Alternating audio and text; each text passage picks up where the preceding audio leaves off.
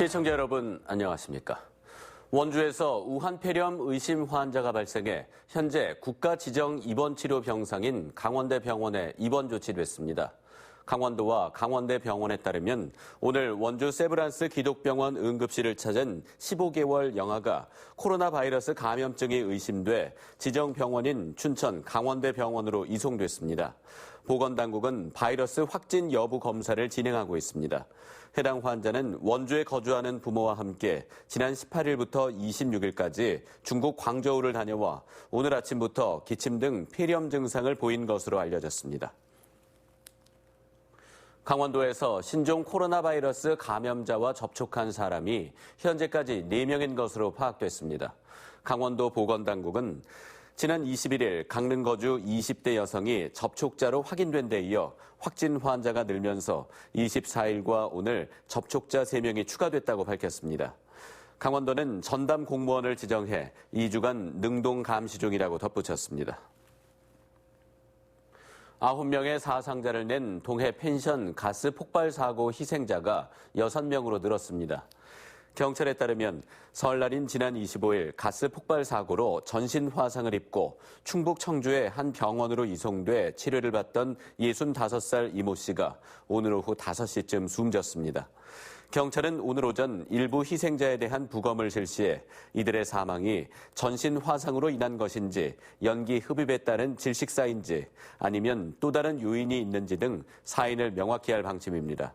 한편 사고가 난 펜션은 지난해 실시한 미신고 숙박시설 조사에서 2차례나 누락된 것으로 나타났습니다. 이상 고온과 겨울 장마에 개막이 2번이나 연기됐던 화천 산천어 축제가 오늘 시작됐습니다. 연휴 끝물인데도 축제장에는 8만 명이 넘는 구름 같은 인파가 몰렸습니다. 김상훈 기자가 다녀왔습니다. 따뜻한 날씨에 얼음이 얼지 않아 한 번, 겨울 폭우에 얼음이 녹아내려 또 한 번, 2번이나 연기됐던 화천 산천어 축제가 드디어 개막했습니다. 이상기온 때문에 안전이 우려돼 얼음 구멍 간격을 예년보다 2배가량 넓혔습니다. 이날만을 손꼽아 기다려온 강태공들은 이른 아침부터 얼음판을 가득 메웠습니다. 낚시에 취미가 좀 있어서 매년마다 오고 있어요. 거의 지금 10년 넘게 오고 있습니다. 1년을 기다리는 거죠.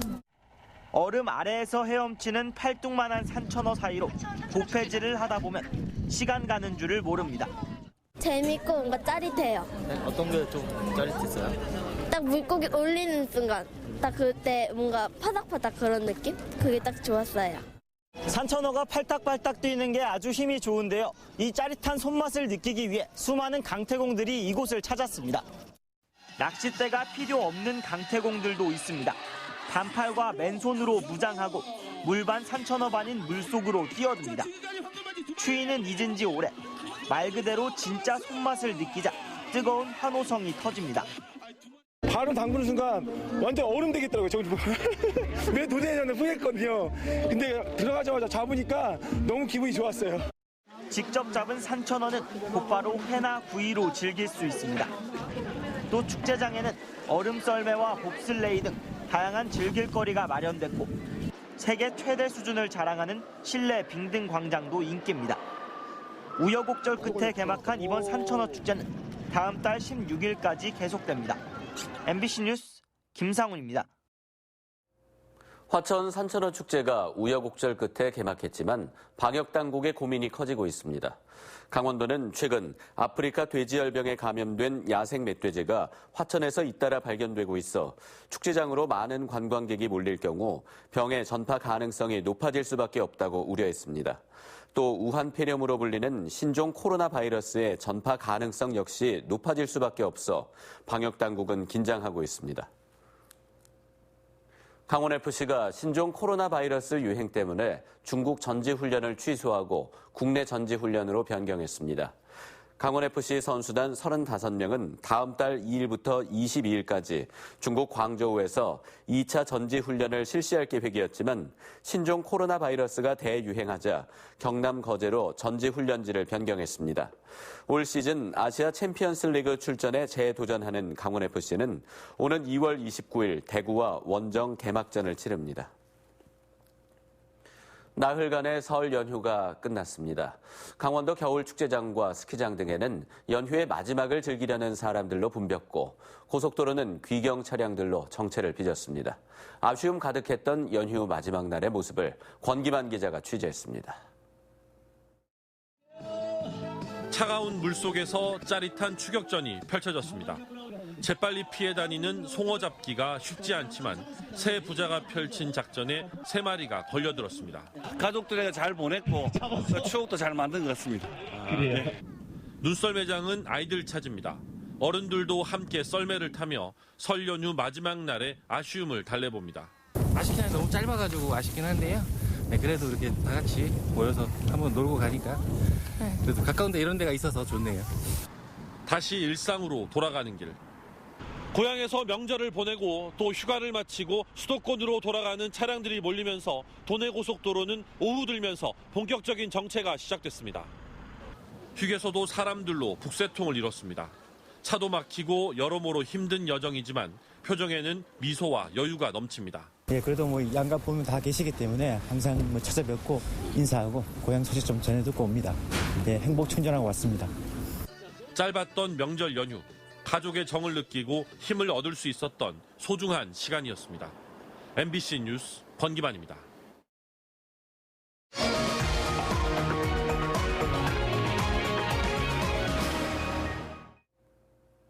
강원도교육청이 오는 30일 1,700명 규모의 3월 1일자 교원 인사를 예고했습니다. 민병희 교육감은 특히 이번 인사에서 임기 만료로 퇴직한 김준기 교육국장의 후임에 파격 인사가 있을 것이라고 말했습니다.